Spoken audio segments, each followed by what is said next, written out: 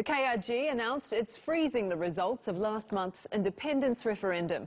More than 92% of voters chose to seek more autonomy from Baghdad, but instead the KRG says it will open dialogue with the Iraqi central government. Kurdish authorities also say they'll stop all military operations in the region. Our Middle East correspondent, Yolo Abtafid, is in the capital of the Kurdish region in northern Iraq. He explains how this decision by the KRG will affect its relationship with Baghdad. This is a highly significant development by the Kurdish Regional Government. They have decided to freeze the result of the independence referendum, which was held exactly 30 days ago.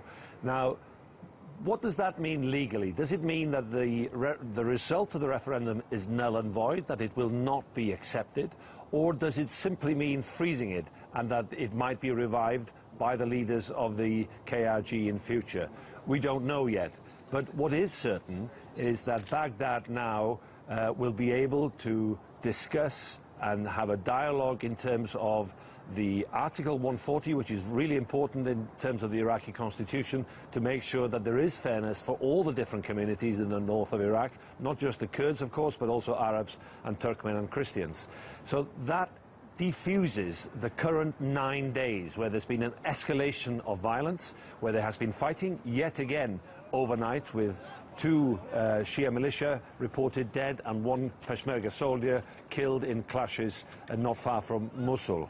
But internationally, this will be seen as a climb down. Yes, of course, a climb down, but it'll be seen as possibly a sign of maturity as well by the Kurdish government, that they realize that they have to talk to the Baghdad government, the federal government, as was advocated by the Americans, by the Russians, by the Europeans, and of course that political and military pressure that was being squeezed on the KRG by the Iraqi government and also by the governments in Iran and in Turkey, closing airspace, closing the national borders, forcing the Kurds to concede and understand that this landlocked region would find it very difficult to be an independent country without helping and support of other countries nearby.